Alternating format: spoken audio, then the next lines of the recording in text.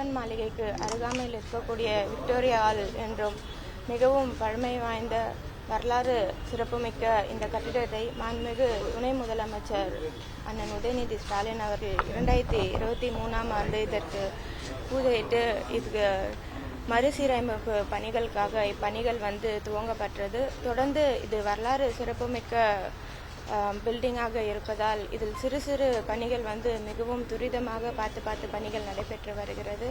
நம்முடைய நீதி கட்சி துவங்கப்பட்ட இடம் இந்த விக்டோரியா ஹால் இருக்கின்றது. அதனால் இந்த விக்டோரியா ஹாலை வரக்கூடிய நாட்களில் நம்முடைய வரலாறு சிறப்புமிக்க என்னென்ன சிறப்புகள் இருந்ததோ அந்த சிறப்பு அம்சங்களை இந்த பகுதிகளில் ஒரு மியூசியமாக சீரமைக்கும் பணிகள் இங்கே நடைபெறுகிறது. அதேபோல் ஃபர்ஸ்ட் ஃப்ளோரில் பார்த்தீங்கன்னா ஒரு ஆடிட்டோரியம் வரக்கூடிய நிலையில் இருக்கிறது.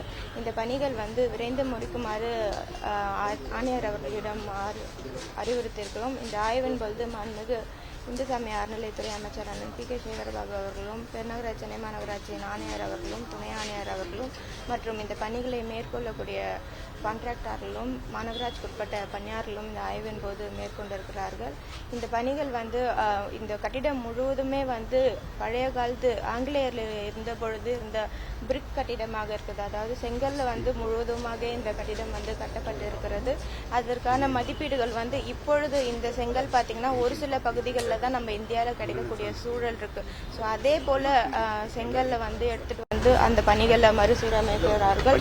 இதற்கு 32,000 கோடி நிதி ஒதுக்கீடு மாநகராட்சி சார்பாக இந்த பணிகள் மேற்கொள்ளப்பட்டு வருகிறது. வரக்கூடிய ஜூன் மாதத்துக்குள் இந்த பணிகளை நிறைவேற்றுமாறு அறிவுறுத்திருக்கிறோம். இந்த நிதி நிலை இது 32,62,00,000 மதிப்பீடு இதற்காக ஒதுக்கீடு செய்யப்பட்டிருக்கு. வரக்கூடிய ஜூன் மாதத்துக்குள் இந்த பணிகள் நிறைவேற்றுமாறு கேட்டுக்கொள்கிறோம். செய்திகளை உடனுக்குடனும் துல்லியமாகவும் தெரிந்து கொள்ள சப்ஸ்கிரைப் பண்ணுங்க.